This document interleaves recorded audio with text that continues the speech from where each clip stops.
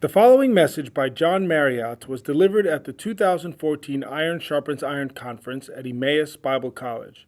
The title of his message is, "What is a Worldview, and Why It Does or Doesn't Matter So Much?"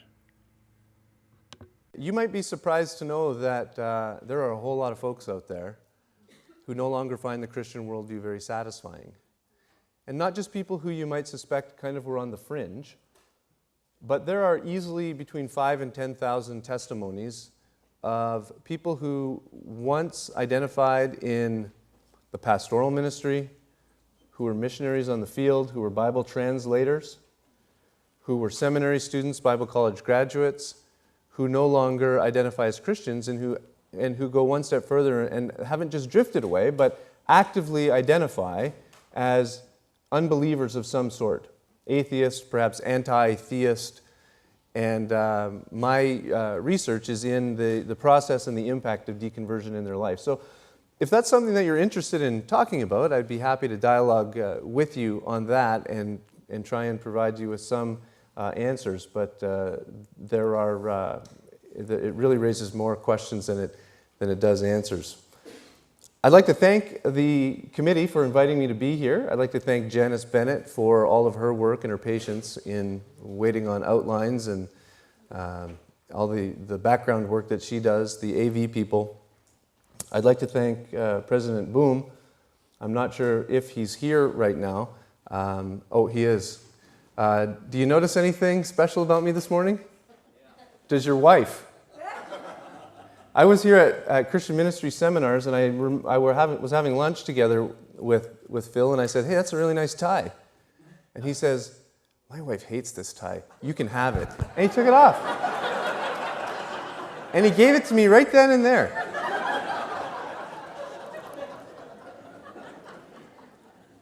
I thought about telling him how much I admire his pants, but I'm afraid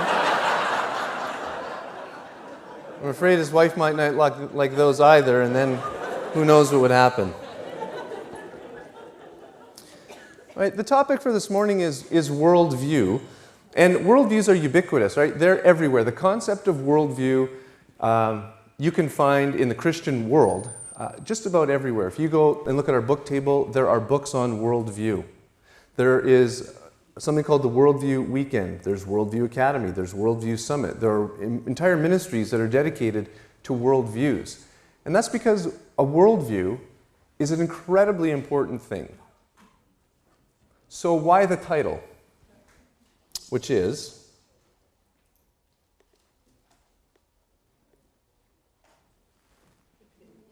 coming up. There, worldview.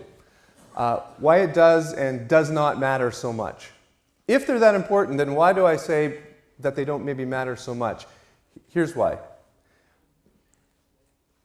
Worldviews have characteristically been cashed out within the broader Christian world as a very cognitive, mental, propositional statements kind of a thing. And if we're going to say that worldviews are really important, then we also need to say that not just the cognitive, aware, propositional attitudes that we carry are important. We need to recognize that there are other fundamental aspects of our Constitution that really impact and affect how we live, what we think, what we do, and ultimately the kind of people that we're going to be. So an over-evaluation of the importance of the cognitive aspect of worldviews makes them maybe not matter so much, because there is a whole other part of worldview that acts almost at a pre-cognitive level or a subconscious level that really shapes us regardless of what we consciously think up here. And I see this all the time in my work with folks who have deconverted. I've spoken with about 25 people who once identified as evangelical Christians who now identify as atheists, some of whom have had impeccable Christian worldviews. Intellectually, they could tell me where they came from underneath the Christian understanding of things, who people are, what happens after you die, what's the point of life. They could lay all of those out, maybe better than many of us in this room. Some deconverted in the midst of seminary. So there's something else going on that we need to really pay attention to. And I want to situate my talk against the backdrop of what I think is the overall goal of the Christian life.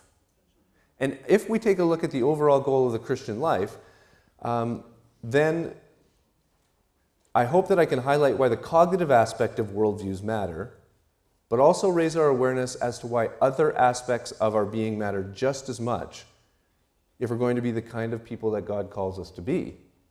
And God calls us to be a certain kind of person, specifically one who is conformed or shaped into the image of his Son. So let me pray. Father, there's some people here who have come a long way, and there's people here who have come from not so long a way. And I ask that you would help me to say something of benefit to them this morning. Amen. So the goal of the Christian life, as we all know, is not just to master the Bible. We don't want to be maestros of the Bible and not have it come out in our life or shape or impact who we are as people. It's not just to know more. It's not to be able to articulate our doctrine very well or to systemize our theology, all of which are important. It's not to be able to be a great apologist and answer all of the questions and the objections that come our way, although we're called to do those things.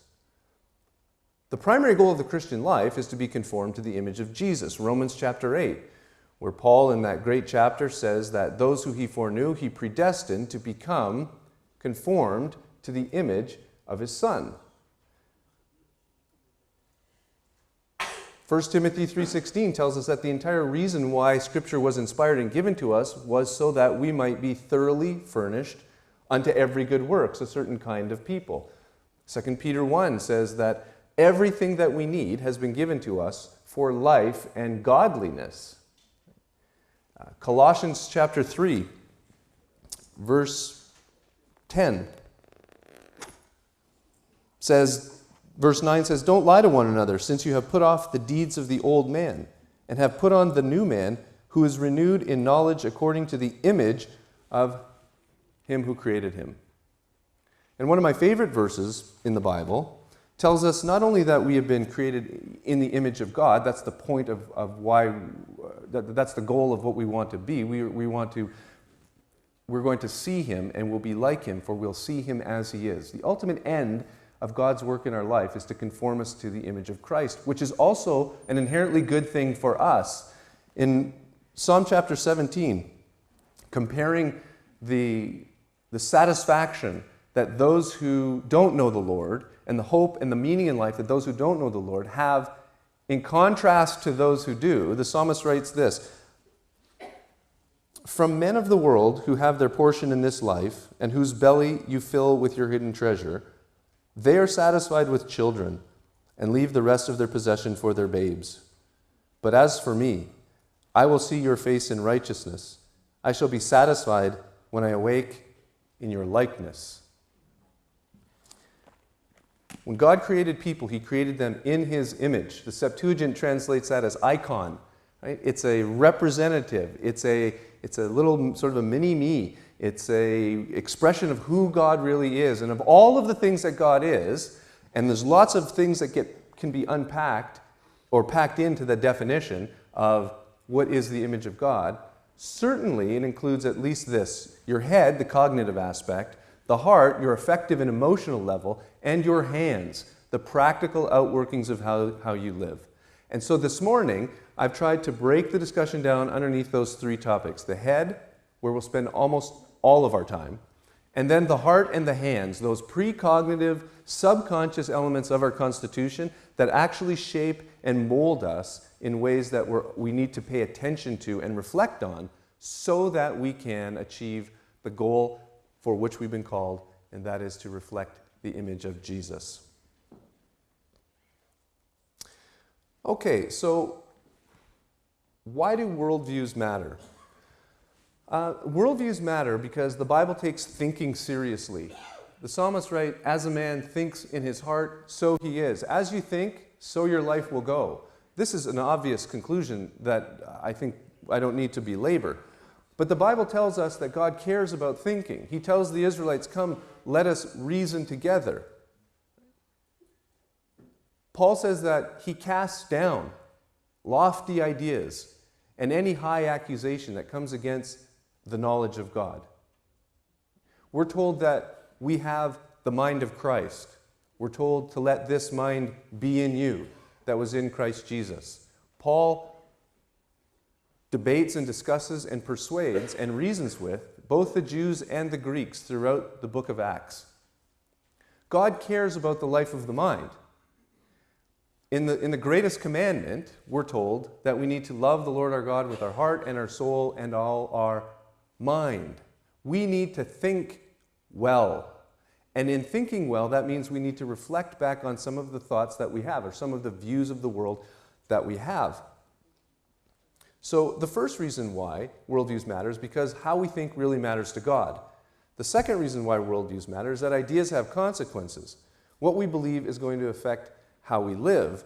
And the third reason why is because worldview, the concept, is a corrective to the over-rationalization or the over-esteem of rationalism that comes out of the Enlightenment period. We are shaped by a history, an intellectual history and a philosophical history that most of us are just unaware of. But we have grown up in a period called modernity. Modernity is a period in time that people debate exactly when it begins and when it ends. But modernity is a period that is, you hear the word, Larry mentioned it last night, postmodernism. Well, postmodernism means we're in the period, the post period, the after period of the modern period.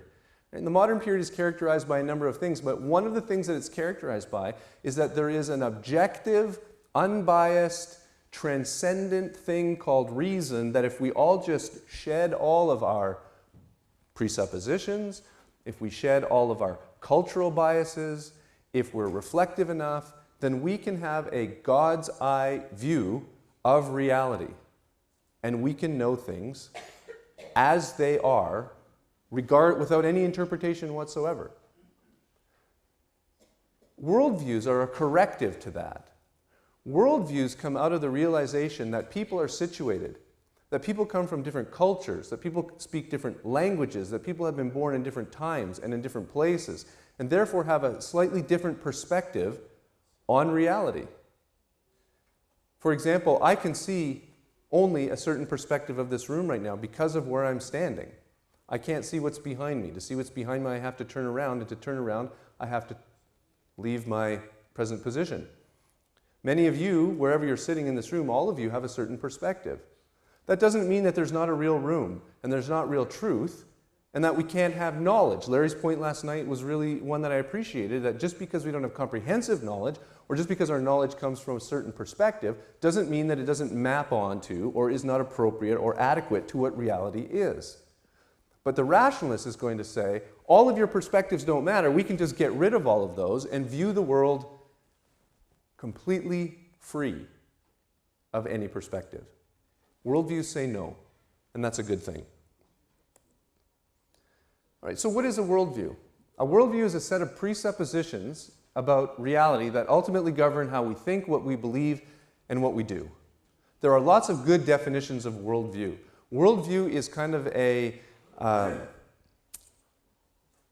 family resemblance kind of a concept. And what I mean by that is this: it's hard to define exactly what a worldview is. It's also hard to define what religion is and also what science is. But when we see science, we say, yeah, that's a scientific thing. Astrology is, astrology is not, but astronomy is. And tea leaf reading is not, but biology is. And we probably couldn't give an exact definition of why we can recognize those, but we say there's a family resemblance. People always say to me, oh, I know that, I could tell that's your son because he looks just like you. And when I ask them what do they think looks like me, they can never point it out. They can just say, oh, there's this resemblance there. Same thing with worldviews. Right? There are lots of great definitions of worldview, but it's hard to say exactly what it is. But for sure, one of the fundamental things that all definitions seem to have in common is that it is a set of presuppositions about reality. Right? So this raises the question, what is a presupposition?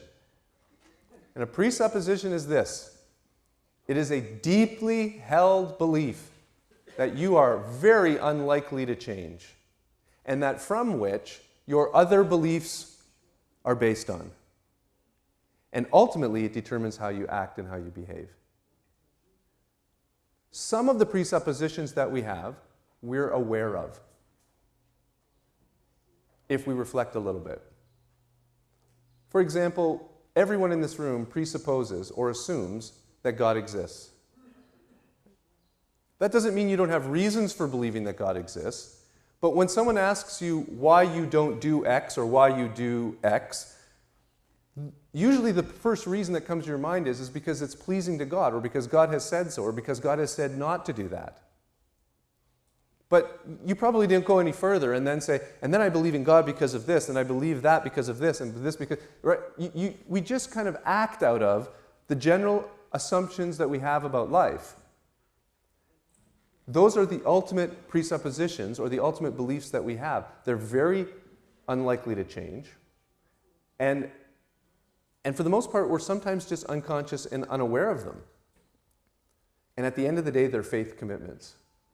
It's not that you can't give a reason for them, but at some point the reason giving stops. Here's an example.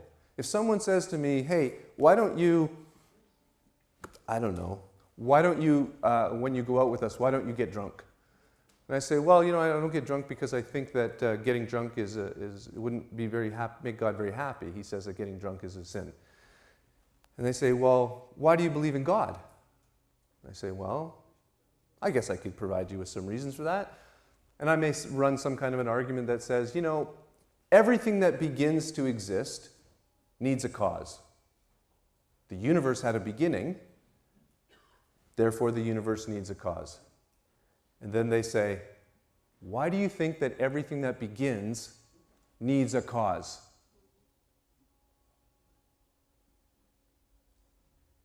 I don't know, I just do.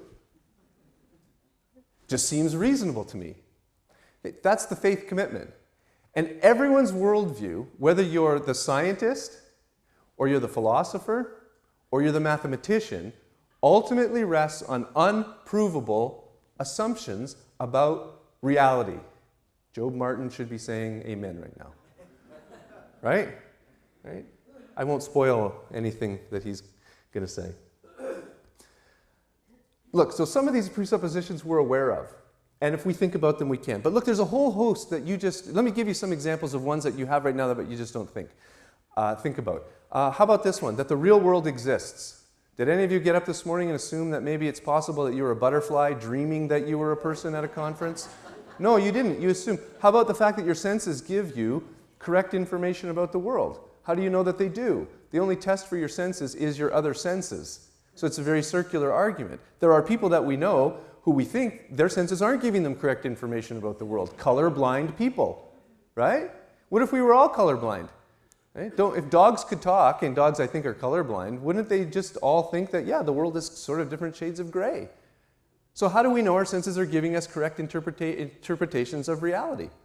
Well, we assume that, and we're within our right to assume that until something comes along to take that right away from us. How about this one, that your memory is reliable?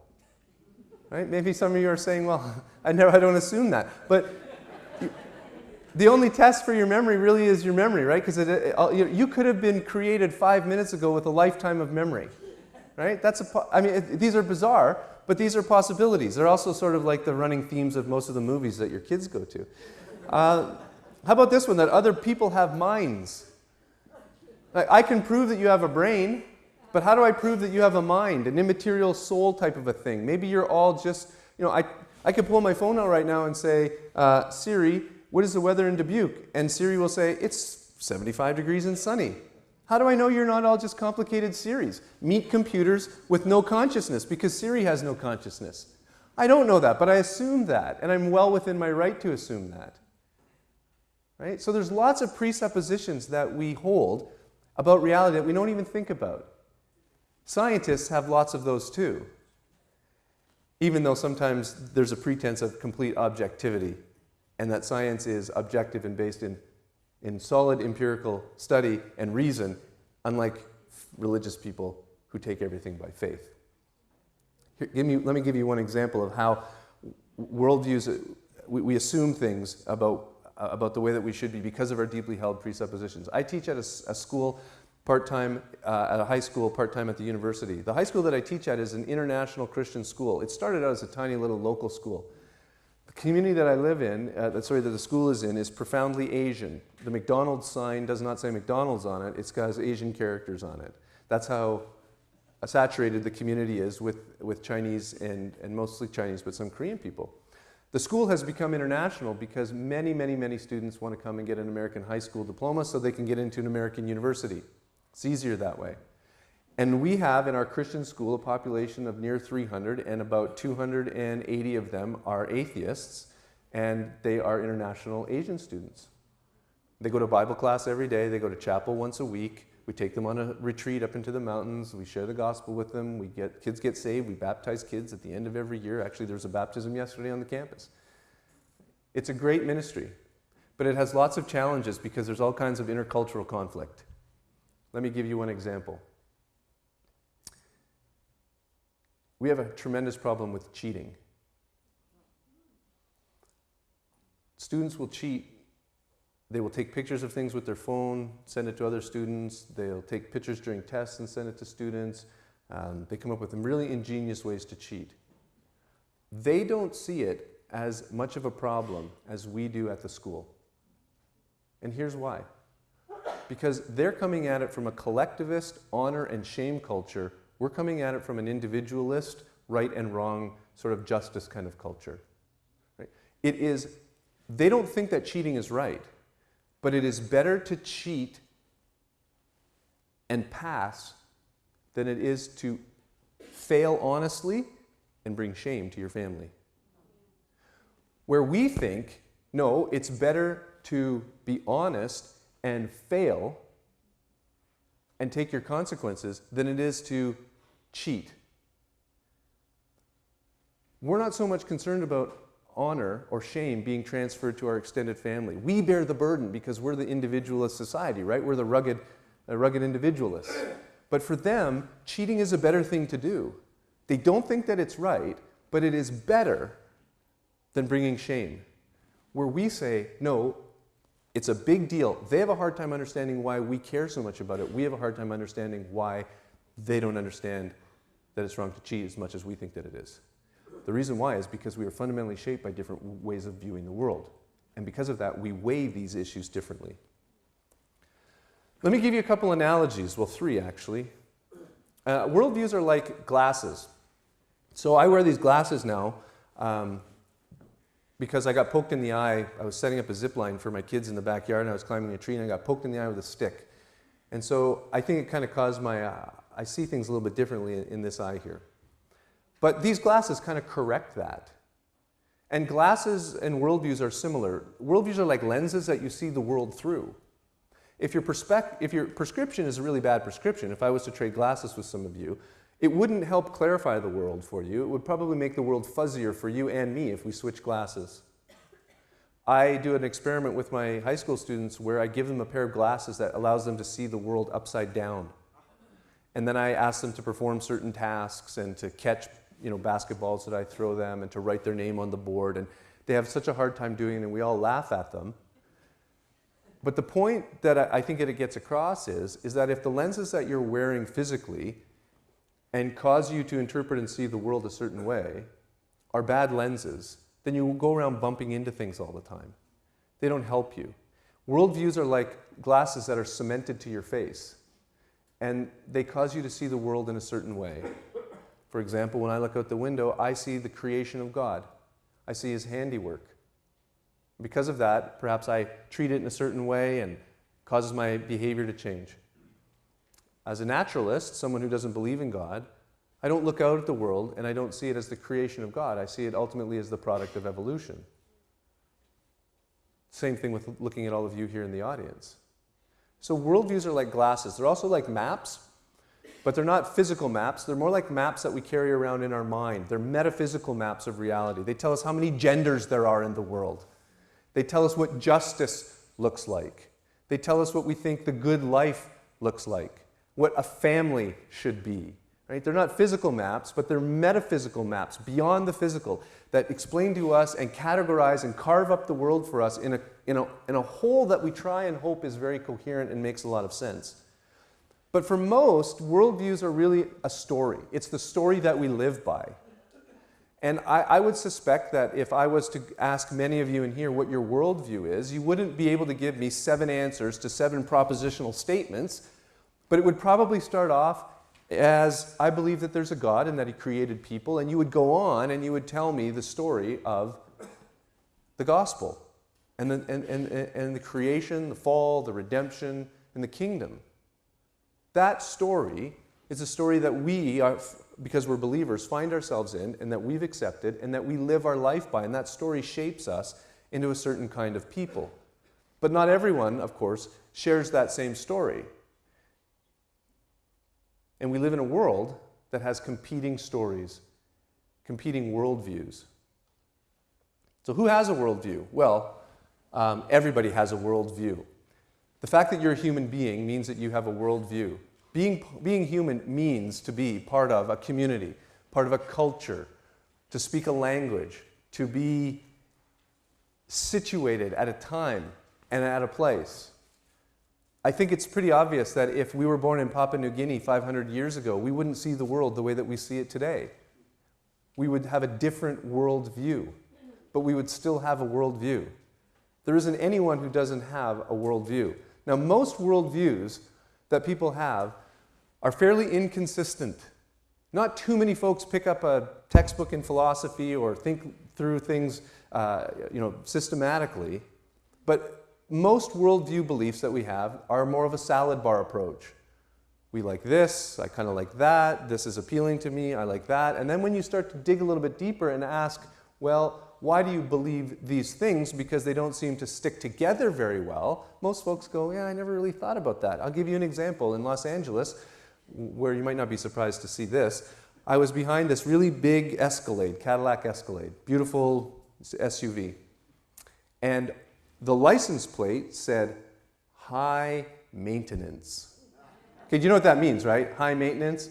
It's a derogatory term usually used, that men use about women, say, oh, she's so high maintenance. She needs a lot. She needs things. Now, around the outside of the license plate holder said this, not of this world. Okay, maybe I'll explain that to you. Not of this world, right? It's the biblical phrase. We're not of this world. We're of a different kingdom. Abraham and everybody else in chapter 11 of Hebrews sought another kingdom, not this one here. Right? Being not of this world and being high maintenance are completely opposite concepts of one another. But somehow in this lady's mind, they came together quite well, that she could be not of this world and she could be high maintenance at the same time, which is like saying, I'm not of this world and I am of this world at the same time and in the same way. A lot of people try, though, and hold their worldviews together consistently, but if their worldview is problematic at the presuppositional level, they're going to have all kinds of other problems when it creeps out to the more surface level beliefs and their actions. I spoke at a university in Canada once, and it was to a room about this large with about this many folks in the student union on the meaning of life. My argument was, without God, there's no ultimate meaning to life. Afterwards, a student came up to me and said, hey, I just want to say, don't you think that it's possible that if there's no God, that the universe could provide you ultimate meaning in life? So I asked him this question. I said, so if the universe is all that exists, that would mean that all that there is inside of the universe, which is all physical, material stuff, right? Correct. There are no souls, right? Correct. If there are no souls and everything is physical, then your brain is all that's going on in your head, your physical brain. Correct. But if your brain is a physical thing, then it operates according to the laws of physics and chemistry in the exact same way that if I were to drop this Bible on the ground, it would fall to the ground because it has no free will and no choice. It is just doing what the laws of physics and chemistry demand that it do. So I laid that out for him, and he said, yeah, that's right.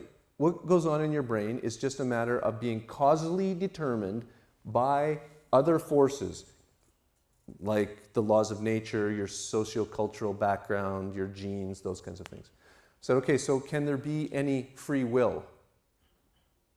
He said, no, there's no such thing as free will, because there can't be if you're causally determined, right? One domino knocks over the other domino knocks over. So you're not making choices because you want to make choices. You might think that you are, but you're deceived. You're actually just doing what your brain is forcing you to do, which is being forced by the laws of chemistry and physics and the electrochemical synapses taking place in your brain. I said, if there is no such thing as free will, then is there any such thing as real morality? And he said, well, what do you mean? And I said, well, how do you hold someone morally accountable for what they've done if they had no choice in doing it? Does that not seem like a fundamental element of being moral or being responsible, is that you chose to do it? If I hypnotized you and said, go tickle Phil Boom, you wouldn't get in trouble for doing that once it came out that you were hypnotized and you had no choice in doing it. Now, if you did it on your own, then probably there would be some repercussions. Right? So he said, yeah, that's right. There's no such thing as morality. I said, how do you hold people accountable? What about justice? And he said, well, and this is where it started to get weird. He said, well, because we've evolved and it's been this determined kind of thing, there's a majority of us who have brains who have evolved this way and who see these actions as being wrong and immoral, and a minority of people who've evolved this way and see these actions as being okay. And so since there are more of us than there is of them, that we can put them in jail and hold them responsible when they do bad things. And I said, so right and wrong then is ultimately just whoever has the most power. And he said, well, yeah, I guess kind of. And then I said, so what you're telling me is there's no such thing as justice, there's no such thing as real morality, and no such thing as real right and wrong. And he said, well, and then I said, here's an example. And I gave him a horrific example of something that had happened in the news about a young girl who had been abducted and abused and actually buried alive. And I said, would you look at her parents and would you tell them that what this man did to their daughter was not truly morally wrong and that he didn't really choose to do it and he's not really morally responsible because he was just dancing to his DNA? And he said, well, no, I guess I would say that was really wrong. And I said, okay, why? And he said, because if everyone went around killing everyone else, the gross domestic product of the United States would drop significantly.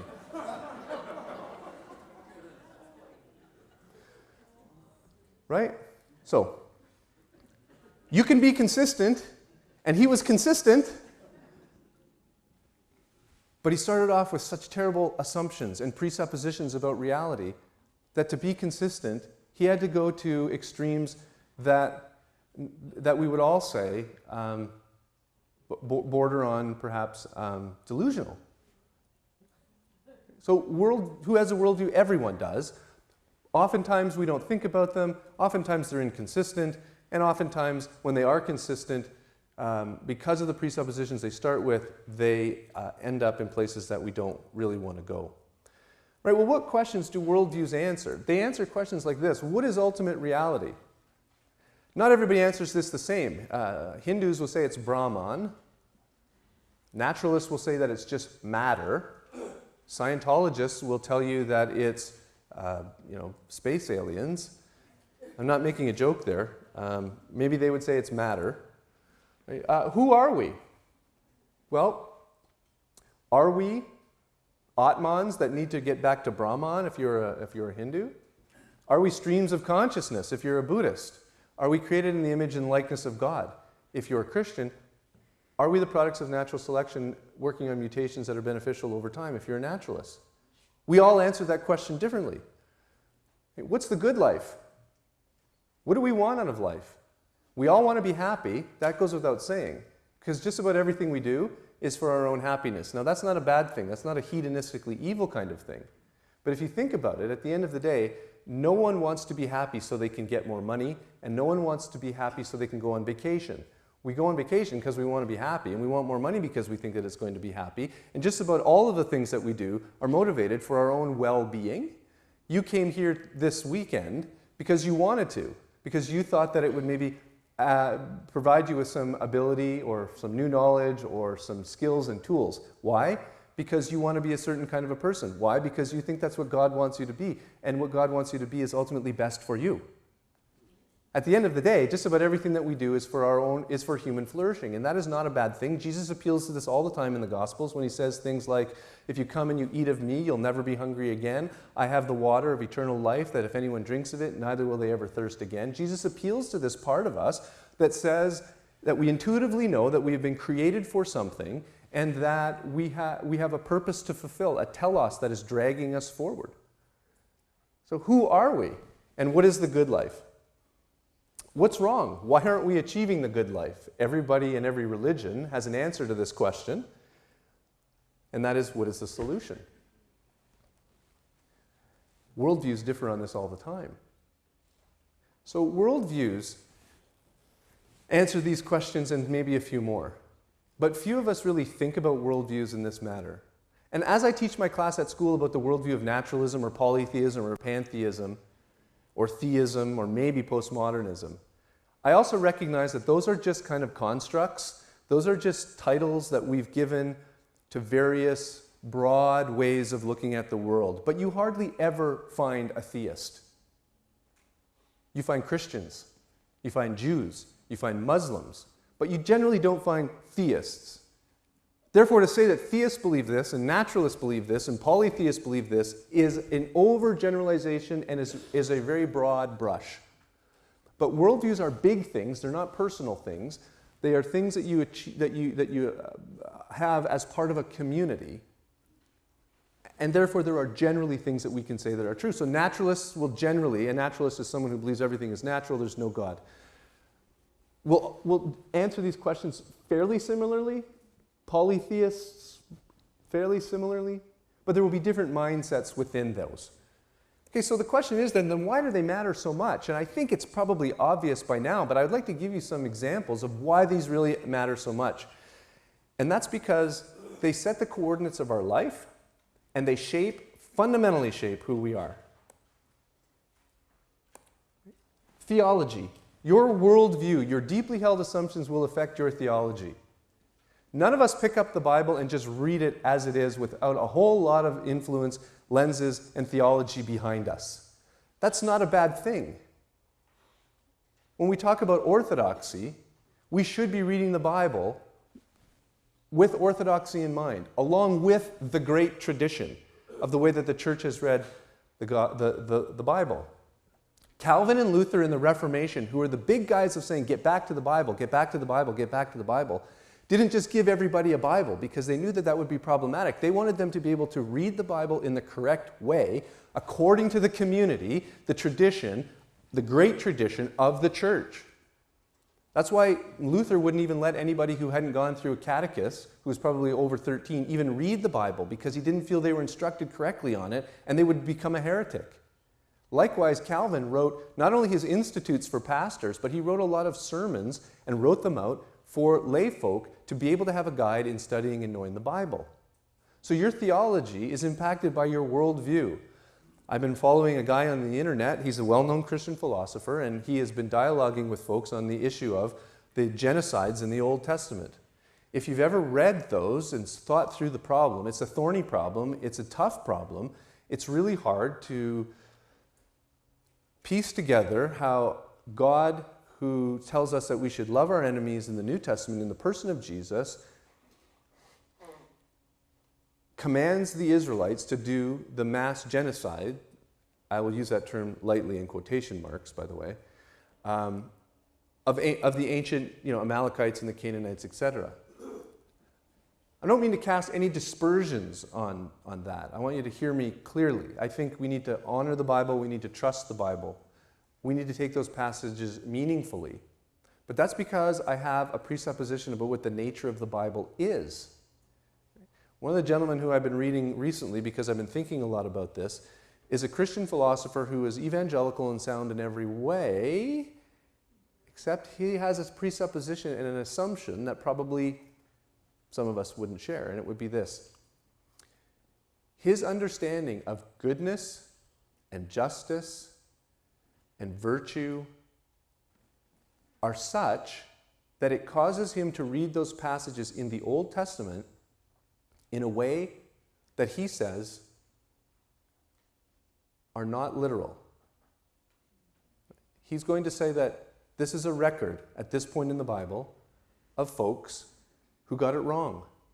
And God allowed that passage to be kept in the Bible and their error to stand as a counterexample of what his character is truly like. And he'll say this, because in his mind, what it means to be good, his presupposition of what it means to be good, what it means to be just, what it means for God to be holy, does not fit with God saying wipe everybody out.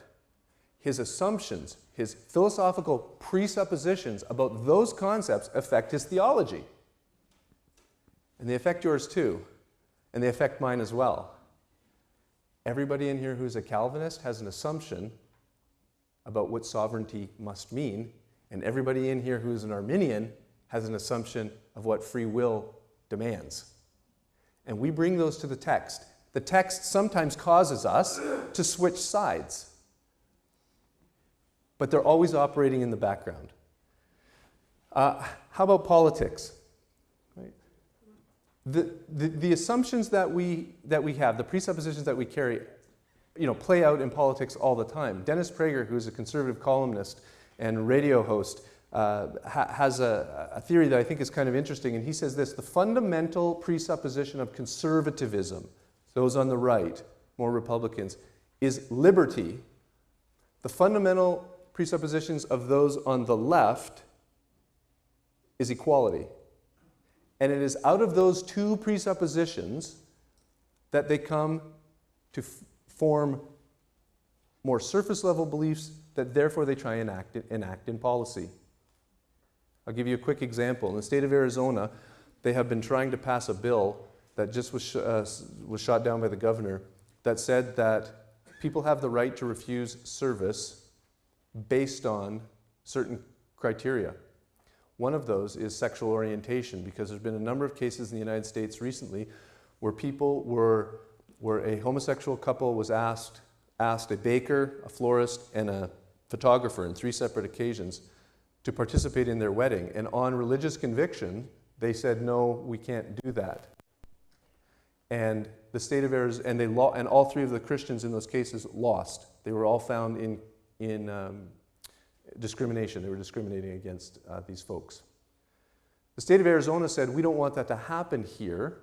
We want people to have the right to say we will not support or provide services for an event, a celebration of a particular thing that goes against our religious beliefs. Well, that's because they are more conservative, and their fundamental presupposition is that people should have the liberty to live as they want. But those on the other side said, no, this is fundamentally wrong because it is denying people equality, and people will be discriminated against. And so we see it as an argument that's way up here about religious freedom and whether or not this is bigotry. But at the end of the day, it's a fundamental presupposition that needs to get discussed. And that is, what's more fundamental? Your liberty or equality? And that's a debate, of course, that we can't settle here. You might be surprised at this, but math is an objective science. 2 + 2 is 4.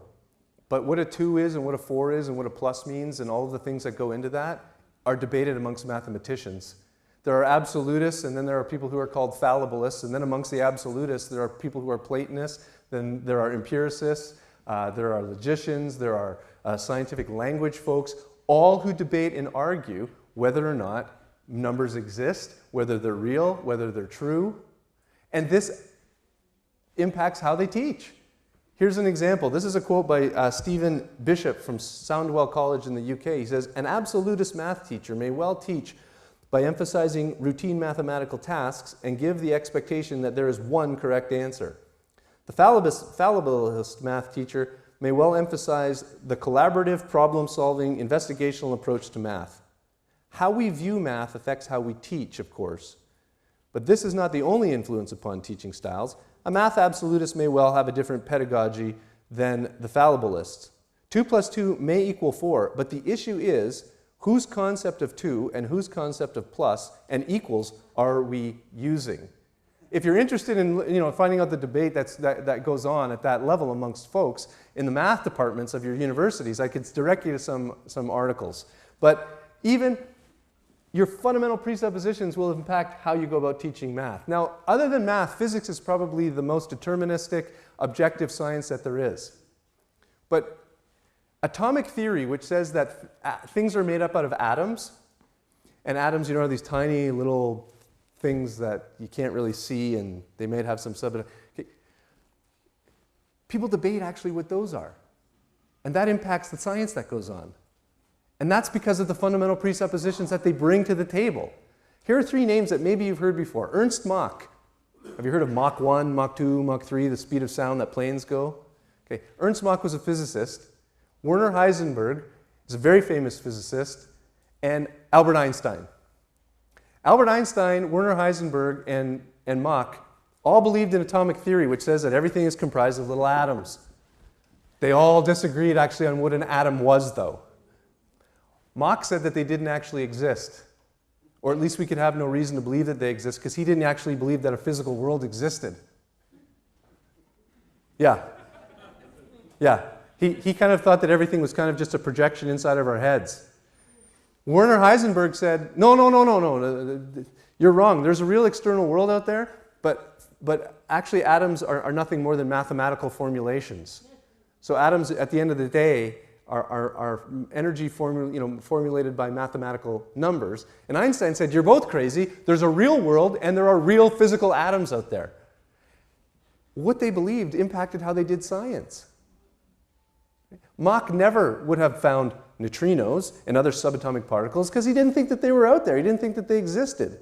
But they have found those things. And part of the reason why we have the internet today and the way that information is transferred so quickly is because of science has gone down the road following Einstein and Heisenberg more than they've gone down the road of following Mach.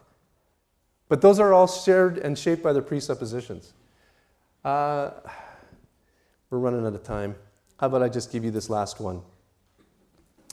It affects your view of the law.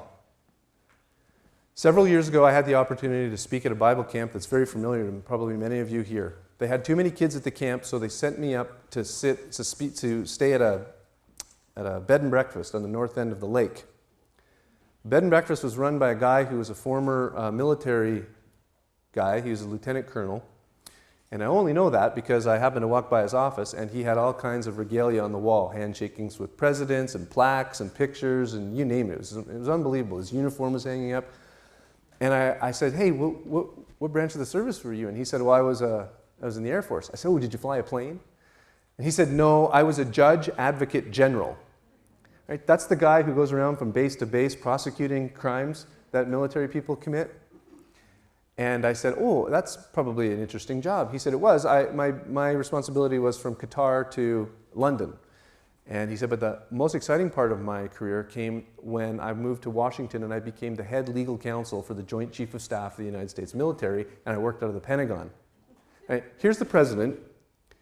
Here's the Joint Chief of Staff. Here are all the Joint Chiefs of all the branches of the military. He's the head legal counsel to the Joint Chief of Staff who answers directly to the president. I said, that must have been amazing. And I started doing the math in my head, and I said, were you there on 9/11 when the plane crashed in the building? He said, I was. And he told me all about all the things that went on. And then I asked him, so do you think that there really were weapons of mass destruction there? And he said, at the time, I thought that we did. Then I asked him this question. I said, so Pete, do you think that there's such a thing as natural law? Natural law and positive law are two different kinds of law. Natural law is the law that exists out there in reality. Positive law is law that we create. An example of natural law would be like if you jump off the building, one of the outcomes is going to be you're going to get hurt because gravity is a natural law and the consequences flow naturally out of the law of gravity. If you go speeding down the road 10 years ago, you probably are not going to get the same speeding ticket that you're going to get today because speeds change and ticket prices change. That's a positive law. The consequences, the laws are made and the consequences are arbitrary. I said, Pete, do you believe in natural law or just positive law? Because many legal theorists say there is no such thing as natural law. The whole we hold these truths to be self-evident, that's not a self-evident truth. That's not a natural law, that all men are created equal. That's a positive law that we all agree on. I said, so do you believe in natural law or positive law? He said, I believe in natural law. And he said, if I didn't, how could I say what was going on in Iraq was wrong and what we were going to do was really right? And I forgot to mention that he said this. I said, what did you have to do with the Iraq invasion? He said, I was the man and my legal team gave the President of the United States the legal go-ahead to pull the trigger on Saddam Hussein on international grounds. So here's the man who had a major part in giving the green light to the president to go to war against Iraq. I said, do you believe in natural law? He said, yes. I said, where do you think natural law comes from? Why do you think that there is a real right and a real wrong? This moral law that weighs down upon us that you think is being violated in Iraq. He said,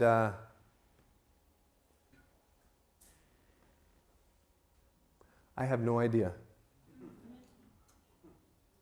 I haven't thought about that since law school. I went to the camp, did my speaking, came back that night. He said to me, "Your question is really bothering me. I'm going to think about it some more." I woke up in the morning, he was making breakfast. He said, "I thought about your question." He said, "Here's my answer. We went to war," that's not what my question was, but we went to war because the dignity of human beings was being violated. And before I had a chance to open my mouth, he said, "But I guess that raises the question, doesn't it? Where does human dignity come from?" He had these fundamental presuppositions. There is a natural law, there is a real right, there is a real wrong, there is a real morality woven into the fabric of reality. And that people have dignity. And it affected, significantly, the world. He had no foundation for it. Why don't they matter so much? Well, you'll have to wait till tonight. Because it's 10:32 and I don't want to take up any more time. But we'll come back tonight. I'll address why they don't maybe matter so much after all that I've said. And then we'll talk about what the topic for tonight is. So thank you very much. Let me just close in prayer and then you're dismissed. God, thank you for this time that we've had together. I hope that it's been beneficial for folks. And would you bless them throughout the rest of their day. In Jesus' name I pray. Amen.